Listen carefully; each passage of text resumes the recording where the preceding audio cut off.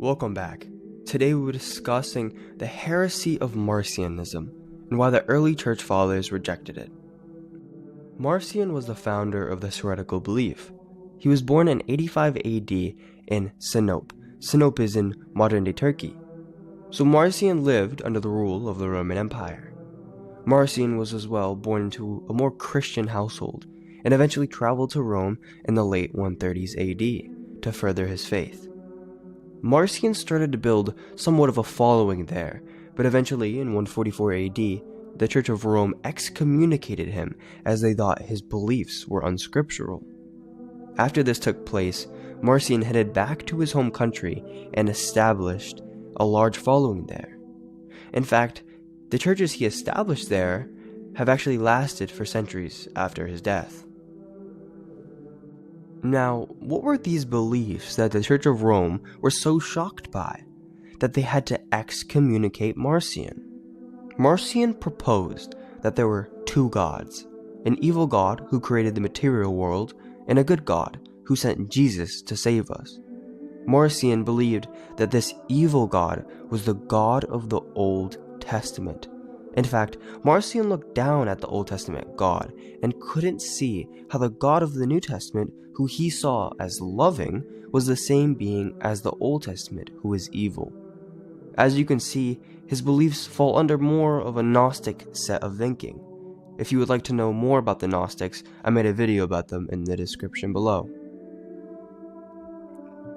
Marcion is said to have come up with the first official biblical canon. Of course, since he rejected the Old Testament God, he as well rejected the Old Testament as scripture.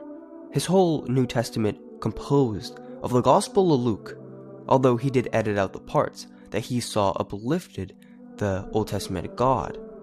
He as well had used 10 of Paul's epistles, which were as well edited by him. What you can see here, based on all of this, is a rejection of Jewish texts, as Luke is considered to be a Gentile, and Paul, of course, was a Roman citizen. This anti-Jewish presence we see in Marcion was most likely caused by the Jewish revolt against the Roman Empire that had occurred in the 130s AD. Many early church fathers opposed Marcion's views, but the main three would be Justin Martyr, Irenaeus, and Tertullian. Justin Martyr actually lived during the time period of Marcion and wrote his opinion on him in his first apology.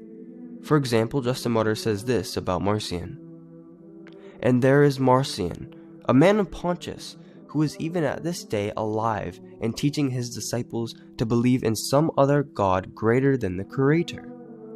Justin even says this: "And, as we said before, the devils put forward Marcion of Pontus, who is even now teaching men to deny that God is the maker of all things in heaven and on earth." Irenaeus of Lyon, who wrote around 185 AD, saw how Marcion had took out verses that he didn't like theologically. So Irenaeus says this about Marcion: "He mutilates the gospel which is according to Luke, removing all that is written respecting the generation of the Lord, and setting aside a great deal of the teaching of the Lord, in which the Lord is recorded as most dearly confessing that the maker of this universe is his Father." Irenaeus then further says this: "But since this man is the only one who has dared to openly mutilate the scriptures and to unblemishingly above all others to inveigh against God, I purpose specially to refute him, convicting him of his own writings." The church father Tertullian wrote books against Marcion in 207 AD. Tertullian holds to the position that the New Testament fulfills the Old Testament, and they are both dependent on each other. For example, he says this: "For since Marcion separated the New Testament from the Old, he is necessarily subsequent to that which he separated, inasmuch as it was only in his power to separate what was previously united." To sum up the beliefs of the church fathers on Marcion, they believed he was a heretical Christian who had beliefs that contradicted the basics of Scripture. The church fathers believed that the Old and the New Testament were united, so to separate them was to separate and destroy their very foundation they stood upon. The church fathers were as well disgusted by how Marcion took out verses he didn't like in Luke's Gospel and Paul's epistles. Interestingly enough, Tertullian actually talks about how Marcion, towards the end of his life, repented of his own false teaching and was allowed back into the church. But before this could happen, Marcion passed away. Thank you for watching this quick video on Marcion's heresy. If you enjoyed, please leave a like and subscribe, and as always, God bless.